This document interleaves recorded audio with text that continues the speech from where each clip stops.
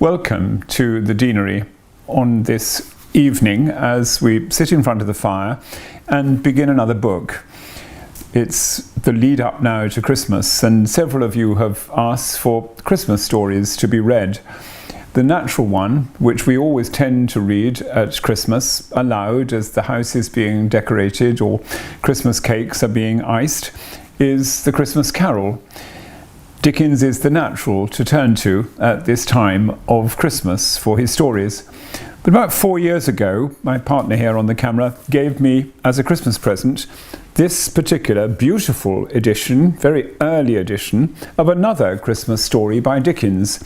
So we're going to start with this one. It's called The Cricket on the Hearth, and instead of chapters, there are chirps. And I hope you'll enjoy it, as we did when we read it first. I had never read it before I received this book. The Cricket on the Hearth by Charles Dickens. Chirp the first. The kettle began it. Don't tell me what Mrs. Peerybingle said. I know better. Mrs. Peerybingle may leave it on record to the end of time that she couldn't say which of them began it. But I say the kettle did. I ought to know, I hope. The kettle began it full 5 minutes by the little waxy-faced Dutch clock in the corner before the cricket uttered a chirp.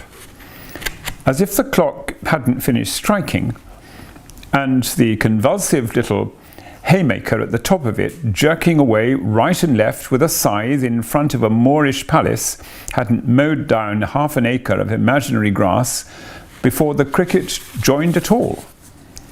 Why, I'm not naturally positive. Everyone knows that. I wouldn't set my own opinion against the opinion of Mrs. Peerybingle unless I were quite sure on any account whatever. Nothing should induce me. But this is a question of fact, and the fact is that the kettle began it at least 5 minutes before the cricket gave any sign of being in existence. Contradict me, and I'll say 10. Let me narrate exactly how it happened. I should have proceeded to do so in my very first word, but for this plain consideration. If I am to tell a story, I must begin at the beginning. And how is it possible to begin at the beginning without beginning at the kettle? It appeared as if there were a sort of match or trial of skill, you must understand, between the kettle and the cricket. And this is what led to it, and how it came about. Mrs. Peerybingle, going out into the raw twilight and clicking over the whetstones in a pair of pattens that worked innumerable rough impressions of the first proposition in Euclid all about the yard, Mrs. Peerybingle filled the kettle at the water butt.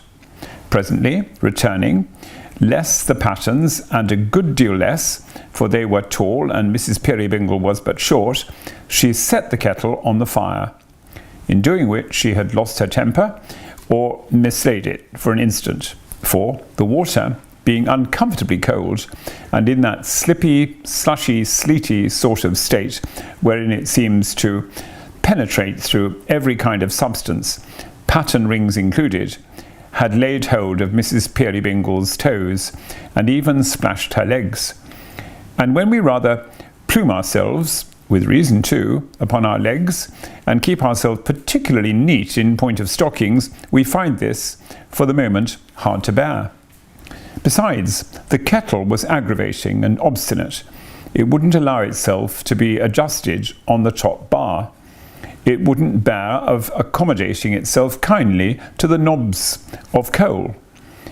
It would lean forward with a drunken air and dribble a very idiot of a kettle on the hearth. It was quarrelsome, and hissed and spluttered morosely at the fire.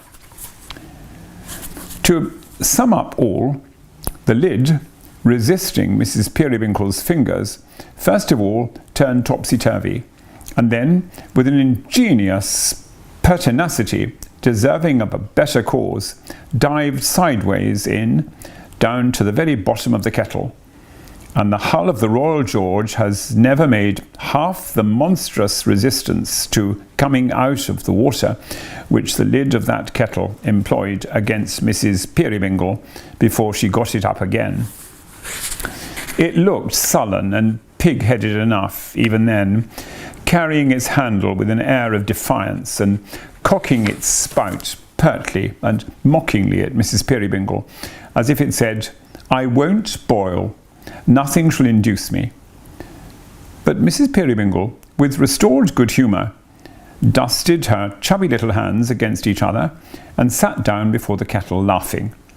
Meantime, the jolly blaze uprose and fell, flashing and gleaming on the little haymaker at the top of the Dutch clock, until one might have thought he stood stock still before the Moorish palace, and nothing was in motion but the flame. He was on the move, however, and had his spasms, 2 to the second, all right and regular. But his sufferings when the clock was going to strike were frightful to behold, and when a cuckoo looked out of a trap-door in the palace and gave note 6 times, it shook him each time like a spectral voice, or like a something wiry plucking at his legs. It was not until a violent commotion and a whirring noise among the weights and ropes below him had quite subsided that this terrified haymaker became himself again.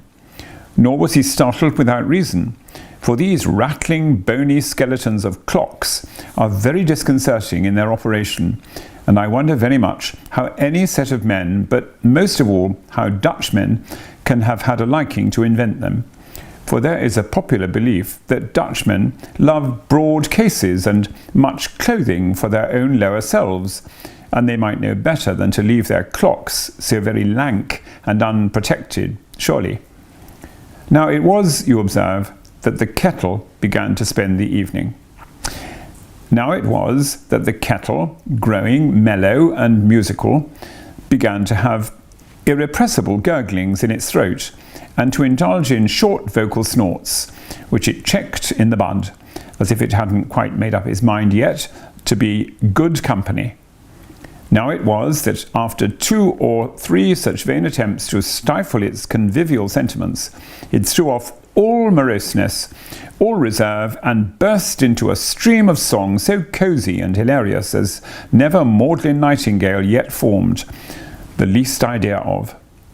So plain, too. Bless you, you might have understood it like a book. Better than some books you and I could name, perhaps, with its warm breath gushing forth in a light cloud which merrily and gracefully ascended a few feet, then hung about the chimney corner. So its own domestic heaven, it trolled its song with that strong energy of cheerfulness that its iron body hummed and stirred upon the fire, and the lid itself, the recently rebellious lid, such is the influence of a bright example, performed a sort of jig, and clattered like a deaf and dumb young cymbal that had never known the use of its twin brother. That this song of the kettles was a song of invitation and welcome to somebody out of doors, to somebody at that moment coming on towards the snug small home and the crisp fire, there is no doubt whatever. Mrs. Peerybingle knew it perfectly as she sat musing before the hearth. "It's a dark night," sang the kettle, "and the rotten leaves are lying by the way, and above all is mist and darkness, and below all is mire and clay, and there's only one relief in all the sad and murky air, and I don't know that it is one, for it's nothing but a glare of deep and angry crimson, where the sun and wind together set a brand upon the clouds for being guilty of such weather, and the widest open country is a long dull streak of black, and there's hoarfrost on the finger-post, and thaw upon the track, and the ice, it isn't water, and the water isn't free, and you couldn't say that anything is what it ought to be. But he's coming, coming, coming. And here, if you like, the cricket did chime in with a chirp, chirp, chirp of such magnitude by way of chorus, with a voice so astoundingly disproportionate to its size, as compared with the kettle. Size, you couldn't see it. That if it had then and there burst itself like an overcharged gun, if it had fallen a victim on the spot and chirruped its little body into 50 pieces, it would have seemed a natural and inevitable consequence for which it had expressly laboured. The kettle had had the last of its solo performance. It persevered with undiminished ardour, but the cricket took first fiddle and kept it. Good heaven, how it chirped! Its shrill, sharp, piercing voice resounded through the house, and seemed to twinkle in the outer darkness like a star.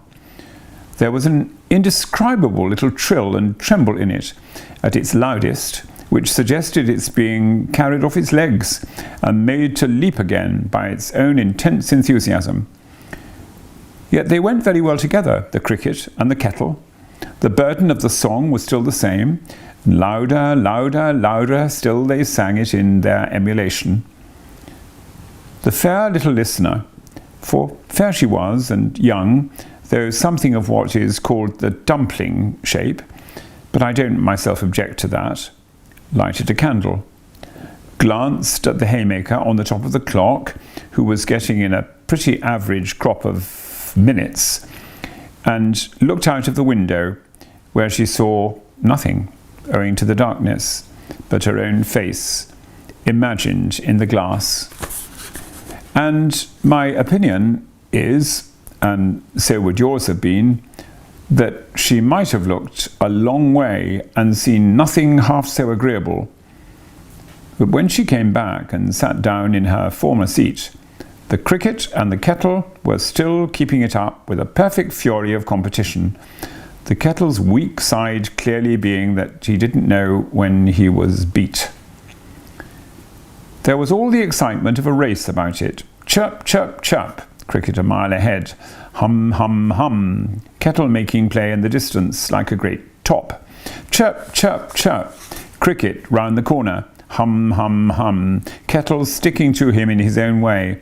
No idea of giving in. Chirp, chirp, chirp, cricket fresher than ever. Hum, hum, hum, kettle slow and steady. Chirp, chirp, chirp, cricket going in to finish him. Hum, hum, hum, kettle not to be finished.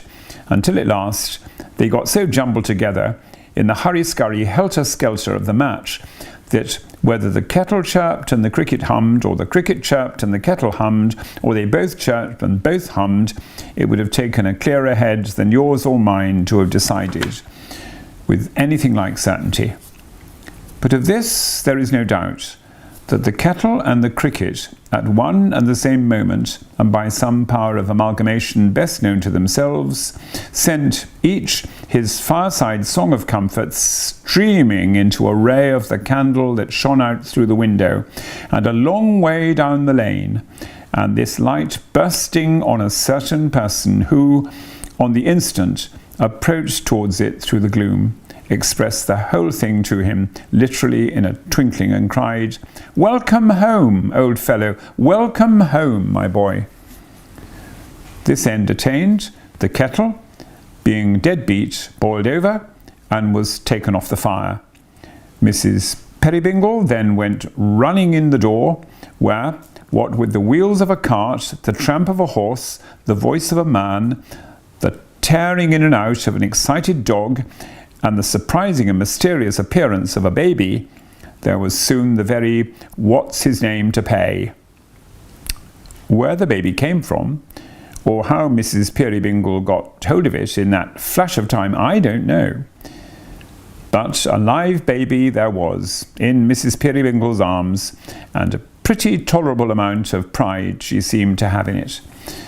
And when she was drawn gently to the fire by a sturdy figure of a man much taller and much older than herself, who had to stoop a long way down to kiss her, but she was worth the trouble. 6'6", with the lumbago might have done it. "Oh, goodness, John," said Mrs. P., "what a state you're in with the weather." He was something the worse for it, undeniably.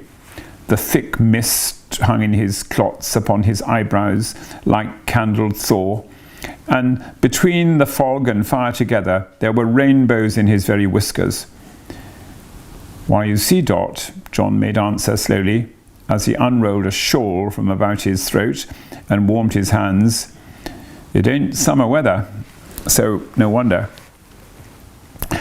"I wish you wouldn't call me Dot, John. I don't like it," said Mrs. Peerybingle, pouting in a way that clearly showed she did like it very much.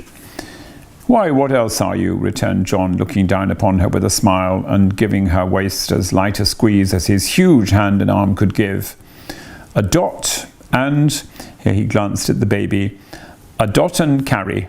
I won't say it, for the fear I should spoil it. But I was very near a joke. I don't know as ever I was nearer." He was often near to something or other very clever, by his own account. The lumbering, slow, honest John, this John so heavy, but so light of spirit, so rough upon the surface, but so gentle at the core, so dull without, so quick within, so stolid but so good. O Mother Nature, give thy children the true poetry of heart that hid itself in this poor carrier's breast. He was but a carrier, by the way. We can bear to have them talking prose and leading lives of prose, and bear to bless thee for their company. It was pleasant to see Dot, with her little figure and her baby in her arms, a very doll of a baby, glancing with a coquettish thoughtfulness at the fire, and inclining her delicate little head just enough to one side to let it rest in an odd, half-natural, half-affected, wholly nestling and agreeable manner on the great, rugged figure of the carrier. It was pleasant to see him, with his tender awkwardness, endeavouring to adapt his rude support to her slight need, and make his burly middle age a leaning staff not inappropriate to her blossoming youth. It was pleasant to observe how Tilly Slowboy, waiting in the background for the baby, took special cognizance, though in her earliest teens, of this grouping, and stood with her mouth and eyes wide open and her head thrust forward, taking it in as if it were air.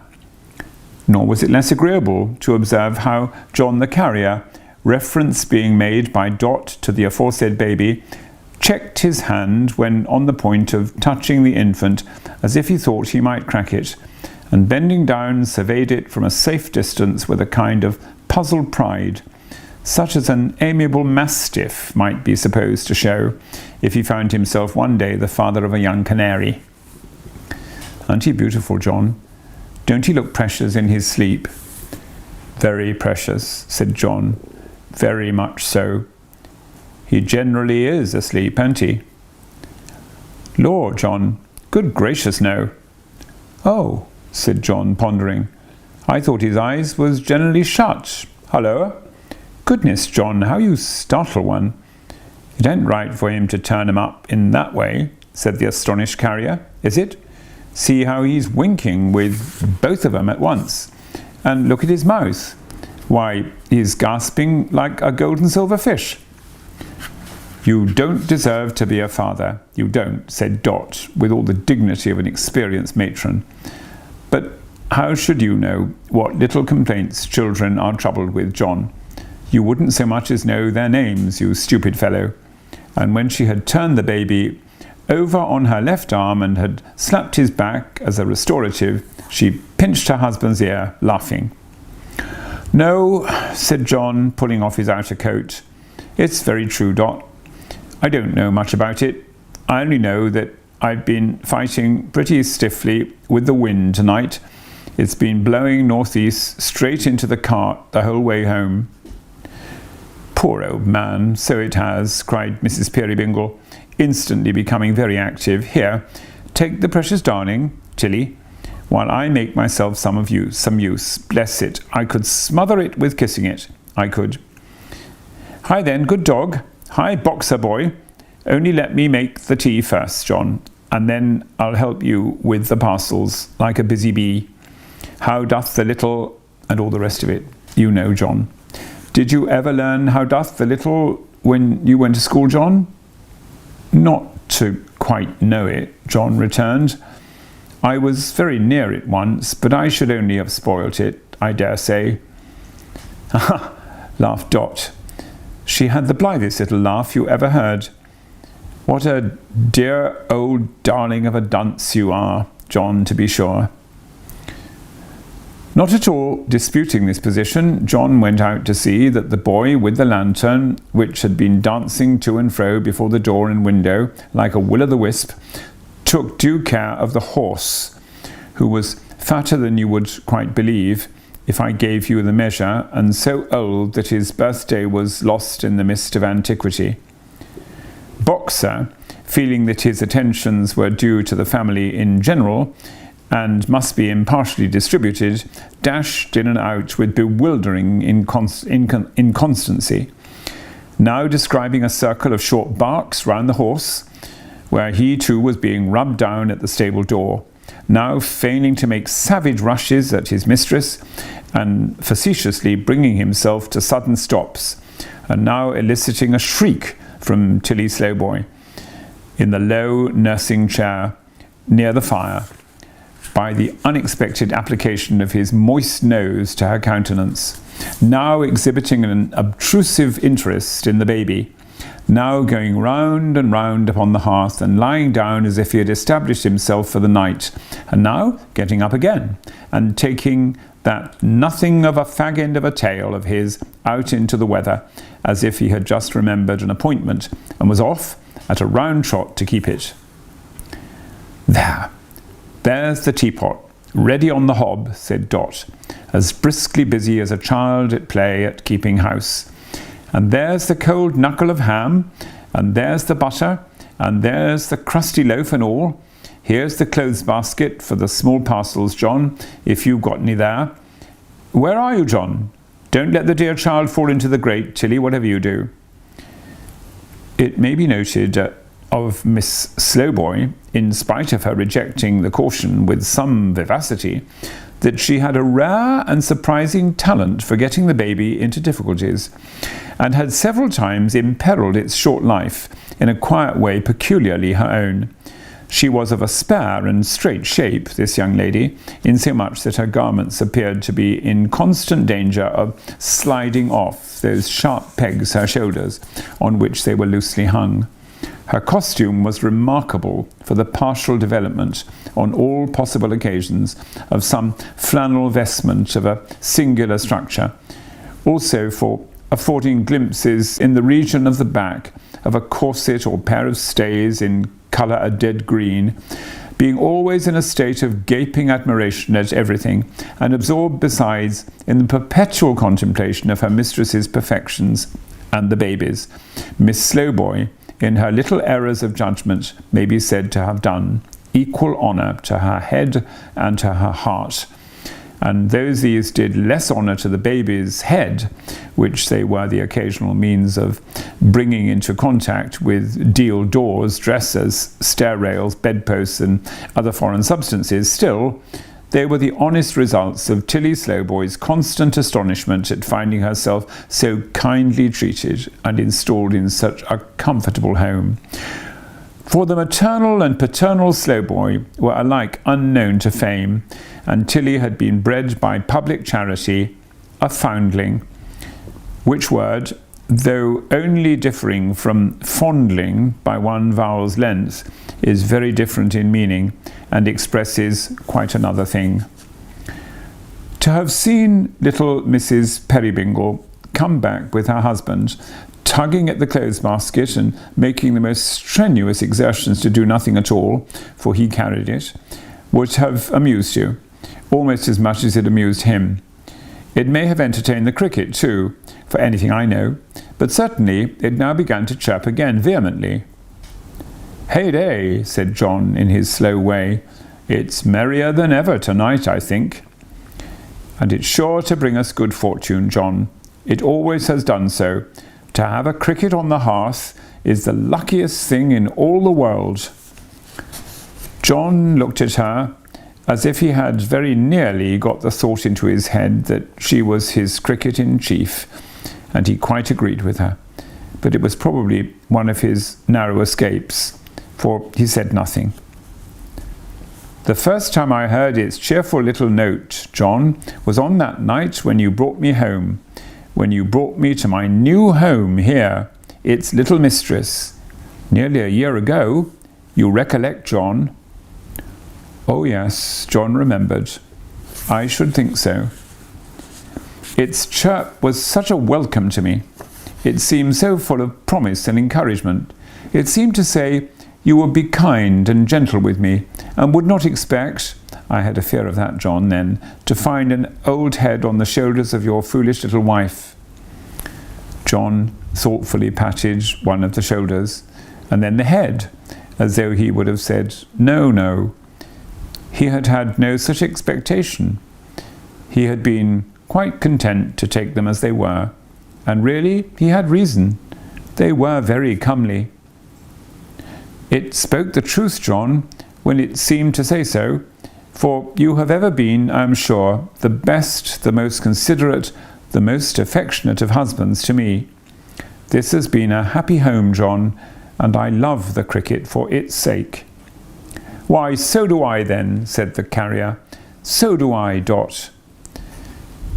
I love it for the many times I've heard it, and the many thoughts its harmless music has given me.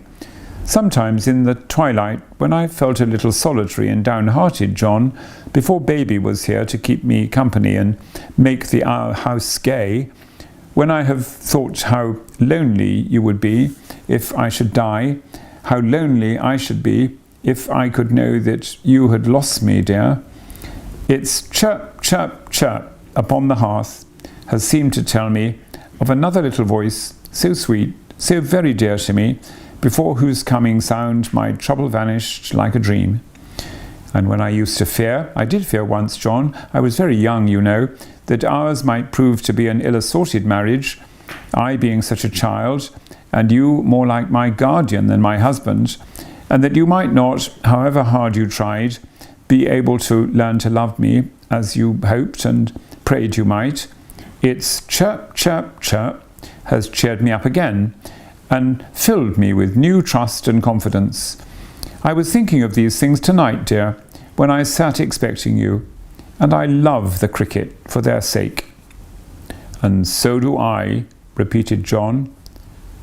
But Dot, I hope and pray that I might learn to love you. How you talk. I had learnt that long before I brought you here, to be the cricket's little mistress, Dot. She laid her hand an instant on his arm and looked up at him with an agitated face, as if she would have told him something. The next moment she was down upon her knees before the hearth, speaking in a sprightly voice and busy with the parcels. There are not many of them tonight, John, but I saw some goods behind the cart just now, and though they give more trouble perhaps, still they pay as well. So we have no reason to grumble, have we? Besides, you have been delivering, I dare say, as you came along. Oh yes, John said, a good many. Why, what's this round box? Heart alive, John, it's a wedding cake. Leave a woman alone to find out that, said John admiringly. Now a man would never have thought of it, whereas it's my belief that if you was to pack a wedding cake up in a tea chest, or turn up bedstead, or a pickled salmon keg, or any unlikely thing, a woman would be sure to find it out directly. Yes, I called for it at the pastry cook's. And it weighs I don't know what. Whole hundredweights, cried Dot, making a great demonstration of trying to lift it. Whose is it, John? Where is it going? Read the writing on the side, said John. Why, John, my goodness, John. Who'd have thought it? John returned. You never mean to say, pursued Dot, sitting on the floor and shaking her head at him, that it's Gruff and Tackleton, the toy-maker? John nodded. Mrs. Peerybingle nodded also, 50 times at least, not in assent, in dumb and pitying amazement, screwing up her lips the while with all their little force. They were never made for screwing up, I'm clear of that. And looking the good carrier through and through in her abstraction, Miss Slowboy, in the meantime, who had a mechanical power of reproducing scraps of current conversation for the delectation of the baby, with all the sense struck out of them, and all the nouns changed into the plural number, inquired aloud of that young creature, was it Gruffs and Tackletons, the toy makers then? And would it call it pastry cooks for wedding cakes? And did its mothers know the boxes when its fathers bought the boxes homes? And so on. And that is really to come about, said Dot. Why, she and I were girls at school together, John. He might have been thinking of her, or nearly thinking of her, perhaps as she was in that same school time. He looked upon her with a thoughtful pleasure, but he made an answer. And he's as old, as unlike her. Why, how many years older than you is Gruff and Tackleton, John? How many more cups of tea shall I drink tonight at one sitting than Gruff and Tackleton ever took in 4, I wonder, replied John good-humouredly, as he drew a chair to the round table and began at the cold ham. As to eating, I eat but little, but that little I enjoy, Dot. Even this, his usual sentiment at mealtimes, one of his innocent delusions, for his appetite was always obstinate and flatly contradicted him, awoke no smile in the face of his little wife, who stood among the parcels, pushing the cake-box slowly from her with her foot, and never once looked, though her eyes were cast down too, upon the dainty shoe she generally was so mindful of. Absorbed in thought, she stood there, heedless alike of the tea and John, although he called to her and rapped the table with his knife to startle her, until he rose and touched her on the arm, when she looked at him for a moment and hurried to her place behind the tea-board, laughing at her negligence. But not as she had laughed before. The manner and the music were quite changed. The cricket, too, had stopped. Somehow, the room was not so cheerful as it had been. Nothing like it. So, these are all the parcels, are they, John? She said, breaking a long silence, which the honest carrier had devoted to the practical illustration of one part of his favourite sentiment, certainly enjoying what he ate, if it couldn't be admitted that he ate but little. So these are all the parcels, are they, John? That's all, said John. Why, no. Laying down his knife and fork and taking a long breath, I declare, I've clean forgotten the old gentleman. The old gentleman? In the cart, said John. He was asleep among the straw the last time I saw him. I've nearly remembered him twice since I came in, but he went out of my head again. Hello, Yahip there, rouse up, that's my hearty. John said these latter words outside the door, whither he had hurried with the candle in his hand. Miss Slowboy, conscious of some mysterious reference to the old gentleman, and connecting in her mystified imagination certain association of a religious nature with the phrase, was so disturbed that, hastily rising from the low chair by the fire to seek protection near the skirts of her mistress, and coming into contact as she crossed the doorway with an ancient stranger, she instinctively made a charge or butted him with the only offensive instrument within her reach. This instrument happening to be the baby. Great commotion and alarm ensued, which the sagacity of Boxer rather tended to increase, for that good dog, more thoughtful than its master, had, it seemed, been watching the old gentleman in his sleep, lest he should walk off with a few young poplar trees that were tied up behind the cart, and he still attended on him very closely, worrying his gaiters, in fact, and making dead sets at the buttons. "You're such an undeniable good sleeper, sir," said John, when tranquillity was restored. In the meantime, the old gentleman had stood, bareheaded and motionless, in the centre of the room, "that I have half a mind to ask you where the other 6 are. Only that would be a joke, and I know I should spoil it." "Very near, though," murmured the carrier, with a chuckle. "Very near."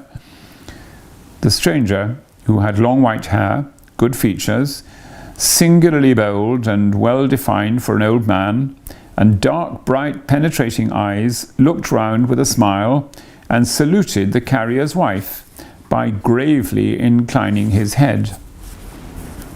His garb was very quaint and cold, a long, long way behind the time. Its hue was brown all over. In his hand he held a great brown club or walking stick, and striking this upon the floor, it fell asunder and became a chair, on which he sat down, quite composedly. "There," said the carrier, turning to his wife. "That's the way I found him, sitting by the roadside, upright as a milestone, and almost as deaf." "Sitting in the open air, John?" "In the open air," replied the carrier, "just at dusk. Carriage paid," he said, and gave me 18 pence, and got in, and here he is." "He's going, John, I think?" "Not at all. He was only going to speak." "If you please. I was to be left till called for," said the stranger mildly. "Don't mind me." With that, he took a pair of spectacles from one of his large pockets and a book from another, and leisurely began to read, making no more of Boxer than if he had been a house lamb. The carrier and his wife exchanged a look of perplexity. The stranger raised his head, and glancing from the latter to the former, said, "Your daughter, my good friend?" "Wife," returned John. "Niece?" said the stranger. "Wife," roared John. "Indeed," observed the stranger. "Surely?" "Very young." He quietly turned over and resumed his reading, but before he could have read 2 lines, he again interrupted himself to say, "Baby yours?" John gave him a gigantic nod, equivalent to an answer in the affirmative, delivered through a speaking trumpet. "Girl?" "Boy!" roared John. "Also very young, eh?" Mrs. Peerybingle instantly struck in. 2 months and 3 days. Vaccinated just 6 weeks ago. Took very finely. Considered by the doctor a remarkably beautiful child. Equal to the general run of children at 5 months old. Takes notice in a way quite wonderful. May seem impossible to you, but feels his legs already." Here, the breathless little mother, who had been shrieking these short sentences into the old man's ear until her pretty face was crimson, held up the baby before him as a stubborn and triumphant fact, while Tilly Slowboy, with a melodious cry of "Catcher, catcher," which sounded like some unknown words adapted to a popular sneeze, performed some cow-like gambols round that all unconscious innocent. "Hark! He's called for, sure enough," said John. "There's somebody at the door. Open it, Tilly." Before she could touch it, however, it was opened from without, being a primitive sort of door with a latch that anyone could lift if he chose, and a good many people did choose, I can tell you, for all kinds of neighbours liked to have a cheerful word or two with the carrier, though he was no great talker himself. Being opened, it gave admission to a little meagre, thoughtful, dingy-faced man, who seemed to have made himself a greatcoat from the sackcloth covering of some old box, for when he turned to shut the door and keep the weather out, he disclosed upon the back of that garment the inscription G and T in large black capitals. Also the word glass in bold characters. "Good evening, John," said the little man. "Good evening, Mum. Good evening, Tilly. Good evening, Unbeknown. How's baby, Mum? Boxers pretty well, I hope?" "All thriving, Caleb," replied Dot. "I am sure you need only look at the dear child for one to know that." "I'm sure I need only look at you for another," said Caleb. He didn't look at her, though. He had a wandering and thoughtful eye which seemed to be always projecting itself into some other time and place, no matter what he said, a description which will equally apply to his voice. "Or at John for another," said Caleb. "Or at Tilly, as far as it goes. Or certainly at Boxer." "Busy just now?" asked the carrier of Caleb. "Why, pretty well, John," he returned, with the distraught air of a man who was casting about for the philosopher's stone, at least. "Pretty much so. There's rather a run on Noah's Arks at present. I could have wished to improve upon the family, but I don't see how it's to be done at the price. It would be a satisfaction to one's mind to make it clearer which was Shem and which was Ham and which was the wives. Flies aren't on that scale neither, as compared with elephants, you know. Oh well, have you got anything in the parcel line for me, John?" The carrier put his hand into a pocket of the coat he had taken off and brought out, carefully preserved in moss and paper, a tiny flower pot.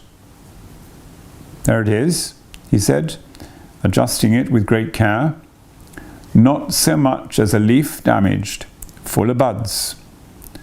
Caleb's dull eye brightened as he took it and thanked him. "Dear Caleb," said the carrier, "very dear at this season." "Never mind that. It would be cheap to me, whatever it cost," returned the little man. "Anything else, John?" "A small box. Here you are." "For Caleb Plummer," said the little man, spelling out the direction. "With cash." "With cash, John." "I don't think it's for me." "With care," returned the carrier, looking over his shoulder. "Where do you make out cash?" "Oh, to be sure," said Caleb. "It's all right. With care. Yes, that's mine." It might have been with cash, indeed, if my dear boy in the golden South American had lived, John. You loved him like a son, didn't you? You needn't say you did. I know, of course. Caleb Plummer, with care. Yes, it's all right. It's a box of doll's eyes for my daughter's work. I wish it was her own sight in a box, John." "I wish it was, or could be," cried the carrier. "Thank ye," said the little man. "You speak very hearty. To think that she should never see the dolls, and then a staring at her so bold all day long. That's where it cuts. So what's the damage, John?" "I'll damage you," said John, "if you inquire. Dot? Very near?" "Well, it's like you to say so," observed the little man. "It's your kind way. Let me see. I think that's all." "I think not," said the carrier. "Try again." "Something for our governor, eh?" said Caleb, after pondering a little while. "To be sure, that's what I came for. But my head's so running on them arks and things. He hasn't been here, has he?" "Not he," returned the carrier. "He's too busy courting." "He's coming round, though," said Caleb, "for he told me to keep on the near sail of the road going home, and it was 10 to 1 he'd take me up. I'd better go, by the by. You couldn't have the goodness to let me pinch Boxer's tail, Mum, for half a moment, could you?" "Why, Caleb, what a question." "Oh, never mind, Mum," said the little man. "He mightn't like it, perhaps. There's a small order just come in for barking dogs, and I should wish to go as close to nature as I could for sixpence. That's all. Never mind, Mum." It happened opportunely that Boxer, without receiving the proposed stimulus, began to bark with great zeal. But as this implied the approach of some new visitor, Caleb, postponing his study from the life to a more convenient season, shouldered the round box and took a hurried leave. He might have spared himself the trouble, for he met the visitor upon the threshold. "Oh, you are here, are you? Wait a bit. I'll take you home. John Peerybingle, my service to you. More of my service to your pretty wife. Handsomer every day. Better too, if possible. And younger," mused the speaker in a low voice. "That's the devil of it." "I should be astonished at your paying compliments, Mr. Tackleton," said Dot, not with the best grace in the world, "but for your condition." "You know all about it, then?" "I've got myself to believe it, somehow," said Dot. "After a hard struggle, I suppose." "Very." Tackleton the toymaker, pretty generally known as Goff and Tackleton, for that was the firm, though Gruff had been bought out long ago, only leaving his name, and as some said, his nature, according to its dictionary meaning in the business. Tackleton the toy merchant was a man whose vocation had been quite misunderstood by his parents and guardians. If they had made him a money-lender, or a sharp attorney, or a sheriff's officer, or a broker, he might have sown his discontented oats in his youth, and after having had the full run of himself in ill-natured transactions, might have turned out amiable at last for the sake of a little freshness and novelty. But cramped and chafing in the peaceable pursuits of toy-making, he was a domestic ogre, who had been living on children all his life and was their implacable enemy. He despised all toys, wouldn't have bought one for the world, delighted in his malice to insinuate grim expressions into the faces of brown paper farmers who drove pigs to market, bellmen who advertised lost lawyers' consciences, movable old ladies whose darned stockings or carved pies, and other like samples of his stock in trade, in appalling masks, hideous, hairy, red-eyed jacks in boxes, vampire kites, demoniacal tumblers who wouldn't lie down and were perpetually flying forward to stare infants out of countenance. His soul perfectly revelled in them all. They were his only relief and safety valve. He was great in such inventions. Anything suggestive of a pony nightmare was delicious to him. He had even lost money, and he took to that toy very kindly, by getting the goblin slides for magic lanterns, whereon the powers of darkness were depicted as a sort of supernatural shellfish with human faces.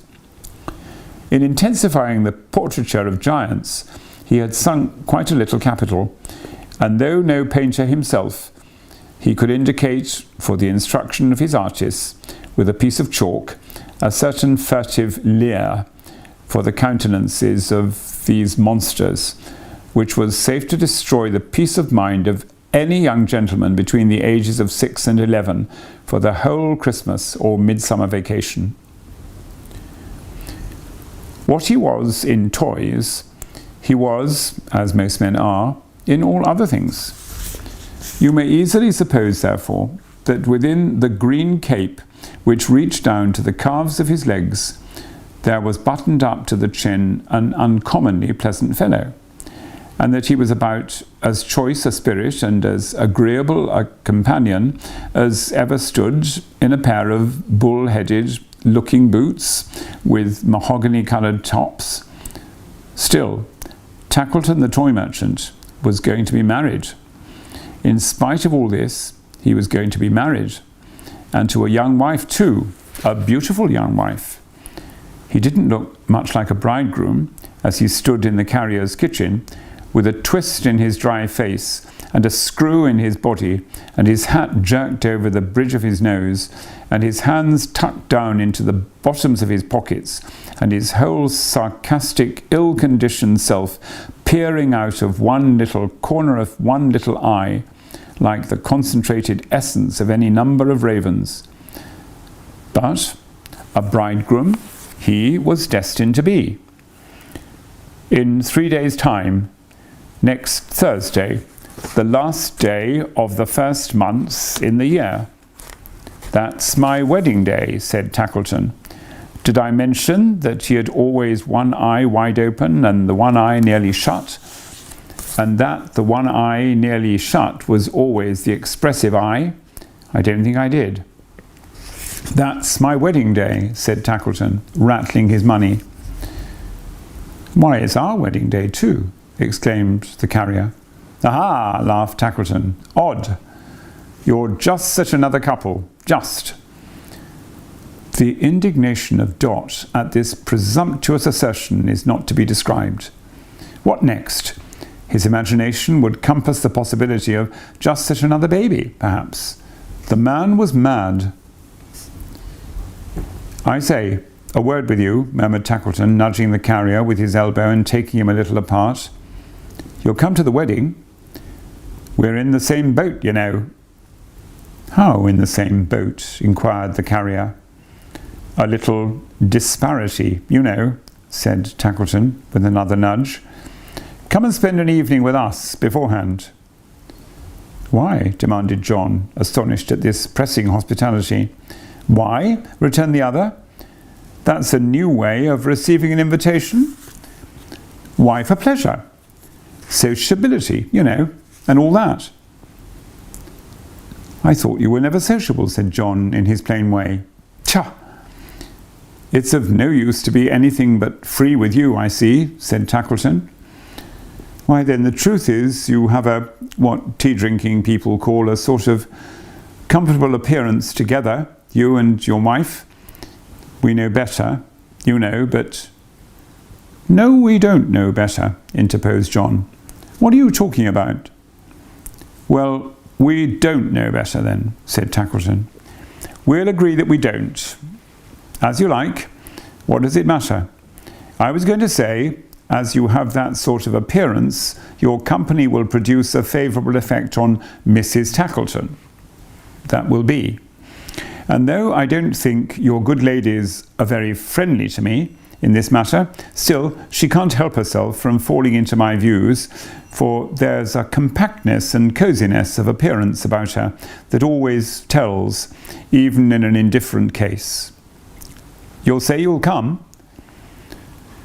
We have arranged to keep our wedding day, as far as that goes, at home, said John.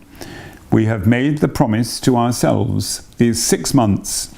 We think, you see, that home... Oh, bah, what's home? Cried Tackleton. 4 walls and a ceiling. Why don't you kill that cricket? I would, I always do. I hate that noise. There are 4 walls and a ceiling at my house. Come to me. You kill your crickets, eh? Said John. Scrunch 'em, sir, returned the other, setting his heel heavily on the floor. You say you'll come. It's as much your interest as mine, you know, that the women should persuade each other that they're quiet and contented and couldn't be better off. I know their way. Whatever one woman says, another woman is determined to clinch, always. There's that spirit of emulation among 'em, sir, that if your wife says to my wife, I'm the happiest woman in the world, and mine's the best husband in the world, and I dote on him, my wife will say the same to yours, or more, and half believe it.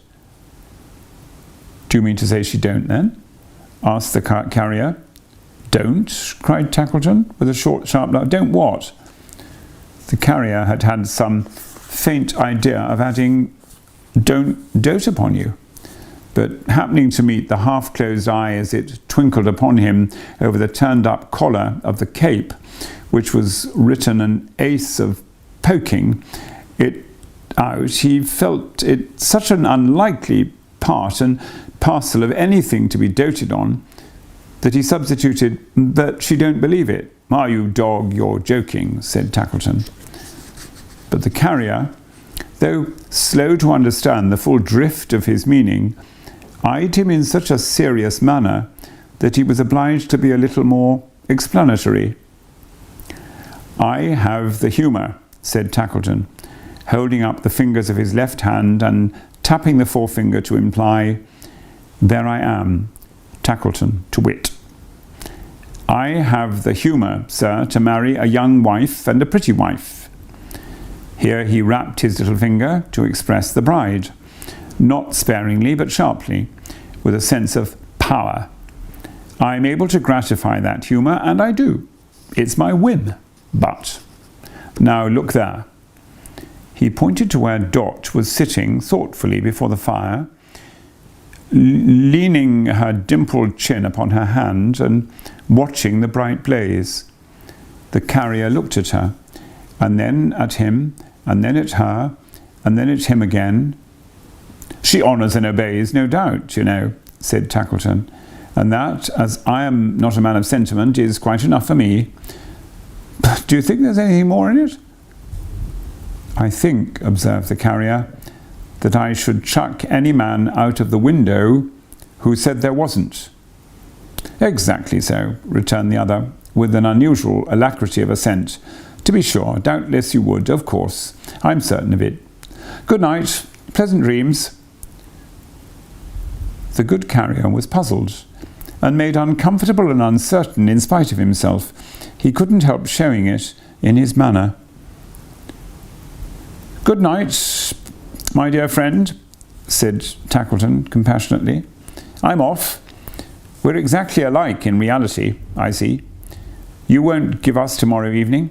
Well, next day you go out visiting, I know.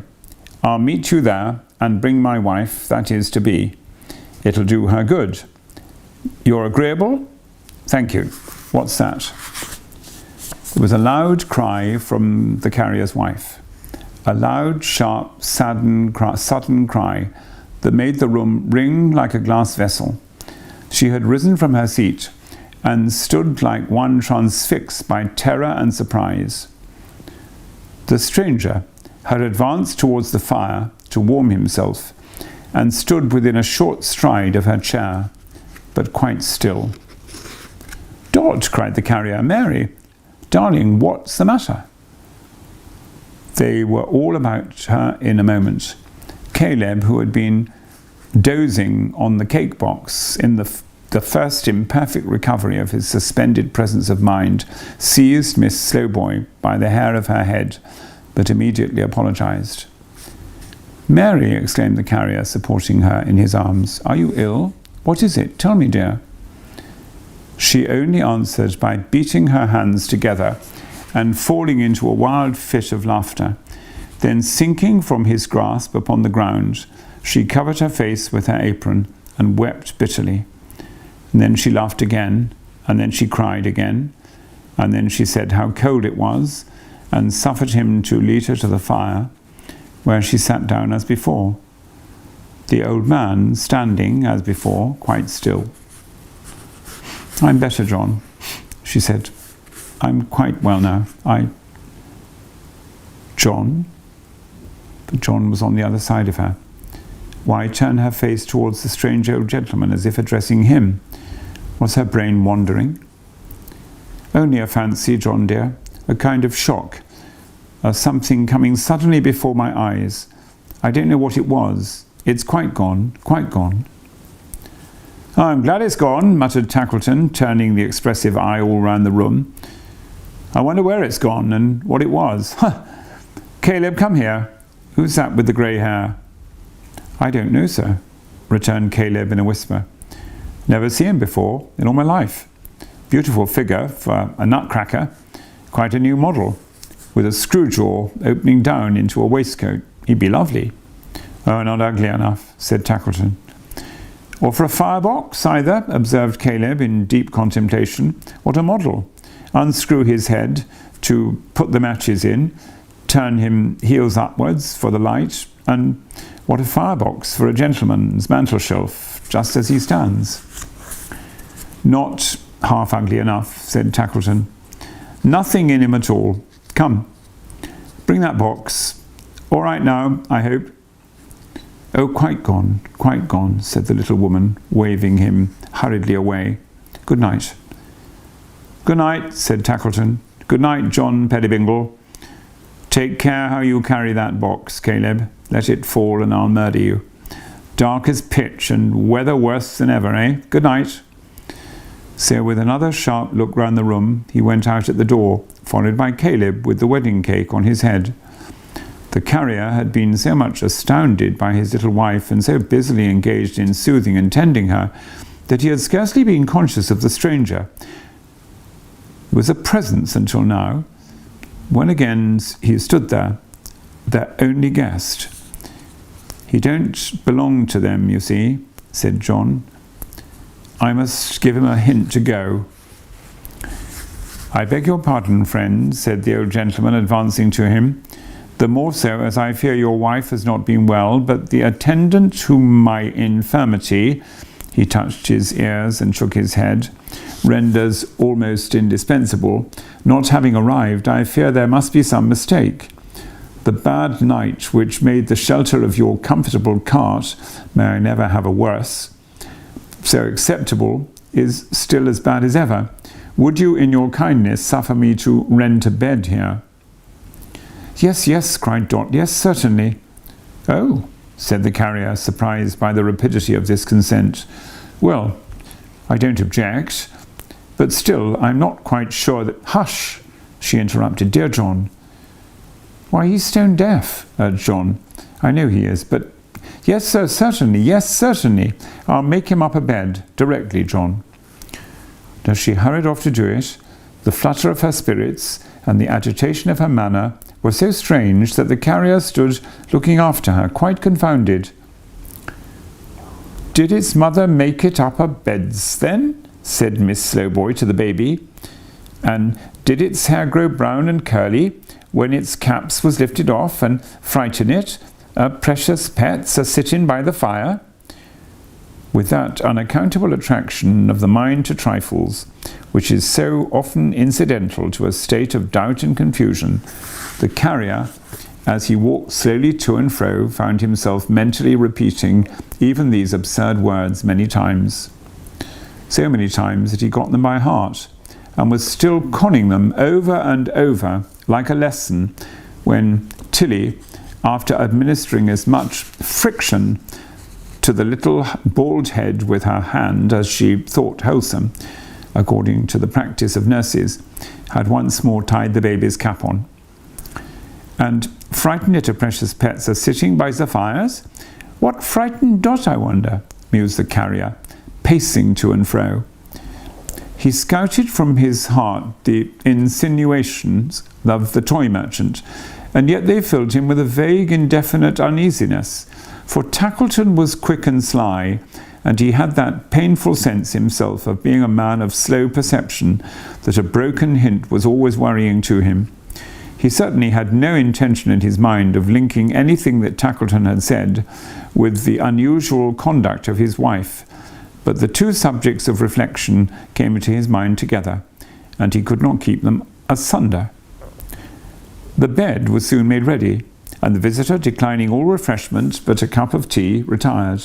Then Dot, "Quite well again," she said, "quite well again," arranged the great chair in the chimney corner for her husband, filled his pipe, gave it to him, took her usual little stool beside him on the hearth. She always would sit on that little stool. I think she must have had a kind of notion that it was a coaxing, wheedling little stool. She was out and out the very best filler of a pipe, I should say, in the 4 quarters of the globe.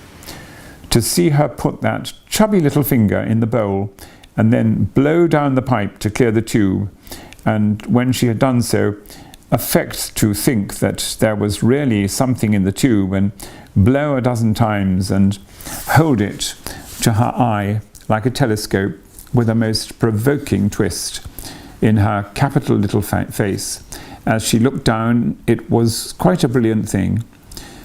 As to the tobacco, she was perfect mistress of the subject, and her lighting of the pipe with a wisp of paper when the carrier had it in his mouth, going so very near his nose and yet not scorching it, was art, high art, sir. And the cricket and the kettle, tuning up again, acknowledged it. The bright fire blazing up again, acknowledged it. The little mower on the clock, in his unheeded work, acknowledged it. The carrier in his smoothing forehead and expanding face acknowledged it, the readiest of all. And as he soberly and thoughtfully puffed at his old pipe, and as the Dutch clock ticked, and as the red fire gleamed, and as the cricket chirped, that genius of his hearth and home, for such the cricket was, came out in fairy shape into the room, and summoned many forms of home about him. Dots of all ages and all sizes filled the chamber. Dots who were merry children, running in before him, gathering flowers in the fields. Coy dots, half shrinking from half yielding to the pleading of his own rough image. Newly married dots, alighting at the door and taking wondering possession of the household keys.